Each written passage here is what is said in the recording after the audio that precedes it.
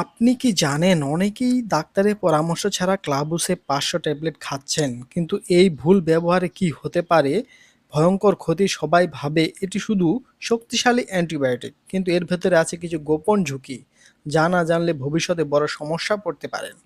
শেষ পর্যন্ত দেখুন, কারণ ভিডিও শেষে আমি বলবো কোন অবস্থায় এটি খাওয়া বিপজ্জনক এবং অনেকে না জেনে কি মারাত্মক ভুল করছেন। আর হ্যাঁ, ভিডিওটি শুরু করার আগে আপনি যদি আমাদের পরিবারের নতুন দর্শক হয়ে থাকেন তাহলে এখনই সাবস্ক্রাইব করে রাখুন, আর ভিডিওটি উপকৃত হলে একটি লাইক ও শেয়ার করে অন্যকে দেখার সুযোগ করে দিবেন। এতে করে আরেকজন এটি দেখে সচেতন হতে পারবে।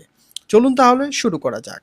আজকের ভিডিও থেকে আপনি যা যা জানতে পারবেন বা সেসব বিষয় হলো ক্লাবুসে ৫০০ আসলে কী ধরনের ওষুধ, কোন কোন রোগে ব্যবহার করা হয়, কিভাবে কাজ করে, সঠিক খাওয়ার নিয়ম, সম্ভাব্য পার্শ্ব প্রতিক্রিয়া, কারাই একদম খাবেন না, এবং শেষে বলবো না জেনে খেলে কি মারাত্মক ক্ষতি হতে পারে। তাই ভিডিওটি শেষ পর্যন্ত দেখুন। এখন জানুন ক্লাবুসে ৫০০ ট্যাবলেট ফুল রিভিউ সহজ বাংলায়। এটি কী ধরনের ওষুধ? ক্লাবুসে ৫০০ দুটি অ্যান্টিবায়োটিকের সংমিশ্রণে তৈরি। একটি হচ্ছে সেপ্রোক্সিম অ্যাক্সিটিল, আরেকটি হচ্ছে ক্লাভোনিক অ্যাসিড। সহজ ভাষায় এটি ব্যাকটেরিয়ার বিরুদ্ধে কাজ করে। এবং ক্লাবুসে ৫০০ ট্যাবলেটের প্রস্তুত ও বাজারজাতকার কোম্পানি হলো অপসনিন ফার্মাসিউটিক্যালস লিমিটেড। এখন জানুন কোন কোন রোগে ব্যবহার করা হয়। একদম সহজ ভাষায়, এই ওষুধটি মূলত ব্যাকটেরিয়ার কারণে হওয়া ইনফেকশনে ব্যবহার করা হয়, যেমন গলা ব্যথা বা টনসিলে ফুলে গেলে, নাক বন্ধ হয়ে সাইনাসে পুষ জমলে, কানে ব্যথা বা কানে পুষ জমলে, ফুসফুসে ইনফেকশন হলে যেমন নিউমোনিয়া, প্রস্রাবে জ্বালা পোড়া বা ইনফেকশন হলে, চামড়ায় ঘা ফোড়া বা পুষযুক্ত সংক্রমণ হলে এটি খুব কার্যকরী বা খুব কাজ করে। খুব গুরুত্বপূর্ণ কথা, সাধারণ সর্দি কাশি বা ভাইরাল জ্বরে এই ওষুধ কাজ করবে না, কারণ এগুলো ভাইরাসের জন্য নয়। এই ওষুধ শুধু ব্যাকটেরিয়ার বিরুদ্ধে কাজ করে। এখন জানুন কিভাবে কাজ করে।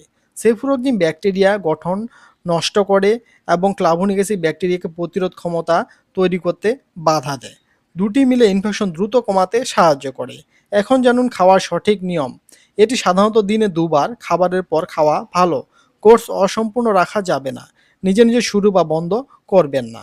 সম্ভাব্য পার্শ্ব প্রতিক্রিয়া সম্পর্কে জানা জরুরি, যেমন বমি বা বমি ভাব হতে পারে, ডায়রিয়া, পেট ব্যথা, মাথা ঘোরা, ত্বকের র্যাশ হতে পারে। বেশি ডায়রিয়া হলে দ্রুত ডাক্তারকে দেখাতে হবে। কারা সাবধান হবেন এটি খাওয়ার আগে? যাদের পেনিসিলিন বা সেফালোস্পোরিনে অ্যালার্জি আছে, কিডনি রোগীরা, গর্ভবতী বা দুগ্ধদানকারী মারা। আপনি কি কখনো ডাক্তারের প্রেসক্রিপশন ছাড়া অ্যান্টিবায়োটিক খেয়েছেন? কমেন্টে লিখুন হ্যাঁ বা না। এতে করে বোঝা যাবে এমন ভুল কতজন করছেন।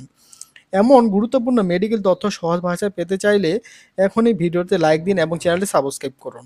এখন আসল প্রশ্নের উত্তর জানুন। অনেকে না জেনে এই ওষুধ খাচ্ছেন, এতে কি কি ক্ষতি হতে পারে। ১ নম্বরে অ্যান্টিবায়োটিক রেজিস্ট্যান্ট হতে পারে। অর্ধেক কোর্স খেলে ভবিষ্যতে এই অ্যান্টিবায়োটিক কাজ নাও করতে পারে। ২ নম্বরে মারাত্মক অ্যালার্জি হতে পারে। হঠাৎ শ্বাসকষ্ট বা শরীর ফুলে যেতে পারে। ৩ নম্বরে লিভার বা কিডনির ক্ষতি হতে পারে। দীর্ঘদিন বা ভুল ডোজে খেলে অর্গান ড্যামেজ হতে পারে। তাই মনে রাখবেন, অ্যান্টিবায়োটিক কখনো সাধারণ জ্বরের ওষুধ না। আপনার মতে বাংলাদেশে অ্যান্টিবায়োটিকের অপব্যবহার কি বেড়ে যাচ্ছে? আপনার মতামত কমেন্টে লিখুন।